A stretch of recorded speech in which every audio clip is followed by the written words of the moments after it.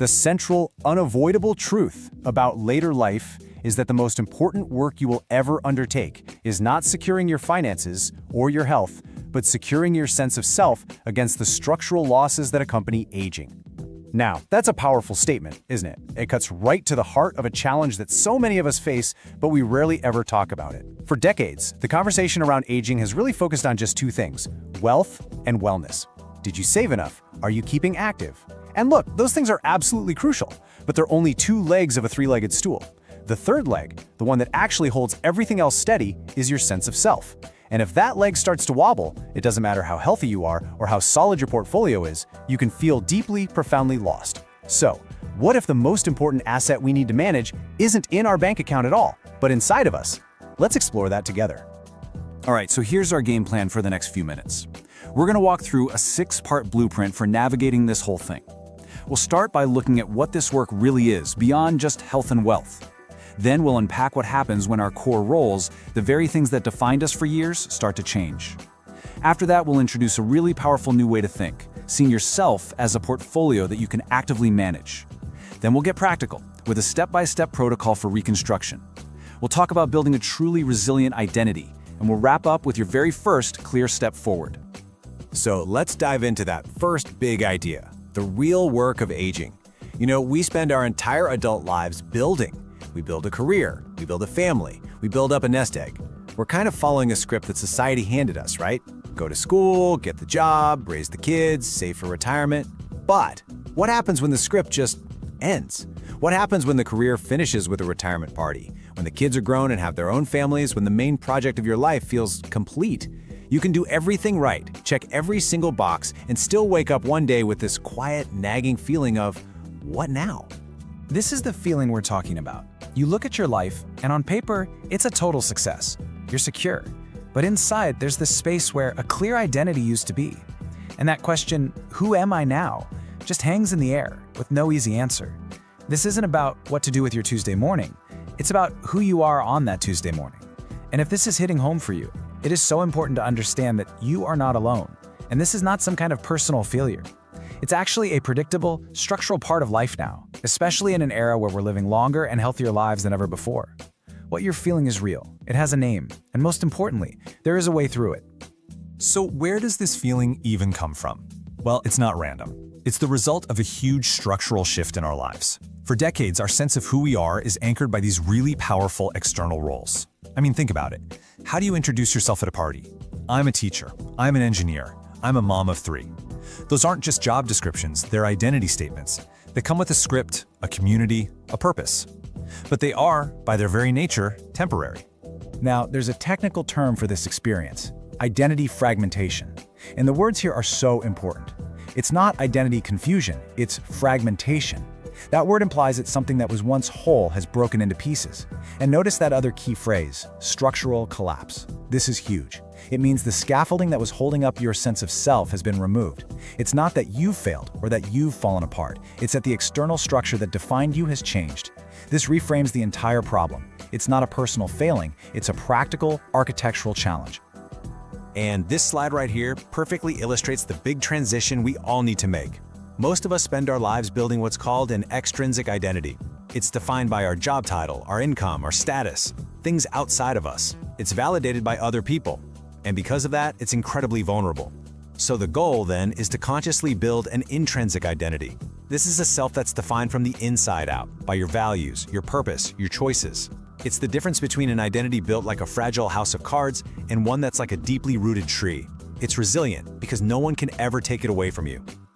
The consequences of not making this shift are very real. First, you get what's called role ambiguity. You wake up on a Tuesday and the rhythm that shaped your days for 40 years is just gone. There's no team to lead, no deadline to hit. You're not quite sure what your job is for the day or even for this new chapter of life. And that uncertainty is really unsettling. But second, and maybe even more damaging, is a drop in self-efficacy. Self-efficacy is just a fancy term for your core belief in your own ability to succeed. When you lose the roles where you are competent and respected, you lose that daily feedback that told you, hey, you got this. And without that, you can start to doubt yourself, which can stop you from even trying new things. Okay, so if the old framework is collapsing, What do we replace it with? Well, this brings us to a really powerful and practical new way of thinking about who you are. Instead of seeing yourself as this single static statue, the lawyer or the dad, which can be knocked over, we need to see it as something dynamic, diversified, and alive.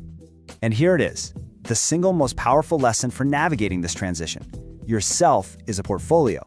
Just like a financial portfolio, it has different assets. Some are old, like the wisdom from your career. Some are stable, like your core relationships.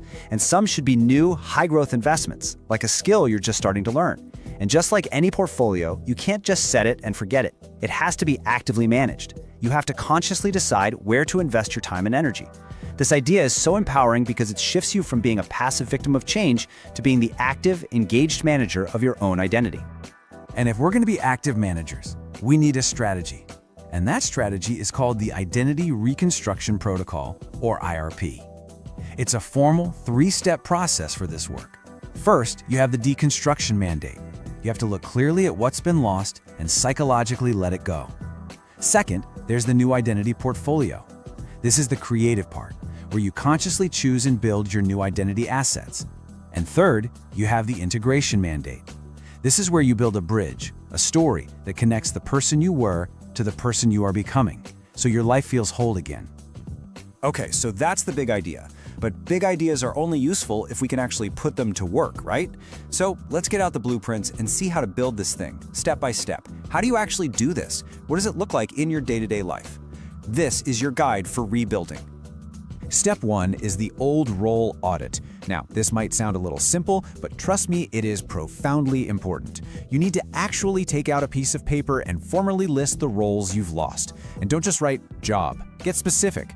Manager of a team of 12, head of the PTA, the person everyone came to for tech help. The act of writing them down does something crucial. It creates psychological separation. It lets you see that a role has ended, not that you have ended.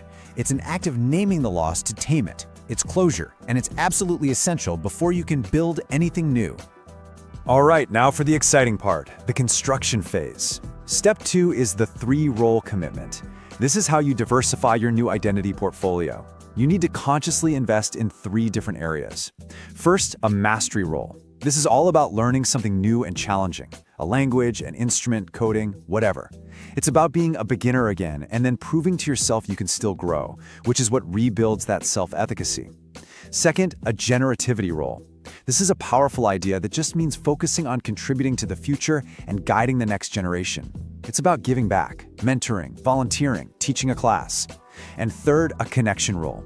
This means intentionally nurturing your relationships and your community, moving from just having social ties to having active, meaningful engagement. But how do you make that mastery role actually happen? Wishing isn't enough. The key is a simple but really powerful tactic, the scheduled competence block. You have to schedule time in your calendar for learning and practice and treat it like a non-negotiable appointment with yourself. Whether it's 30 minutes a day with a guitar or 2 hours on Tuesday for a pottery class, that block is sacred. Why? Because competence isn't a feeling, it's the result of practice. This scheduled time provides tangible, undeniable proof of your ability to grow, which directly rebuilds that self-efficacy we talked about earlier. And finally, we have the legacy narrative protocol. This is the integration piece that ties it all together.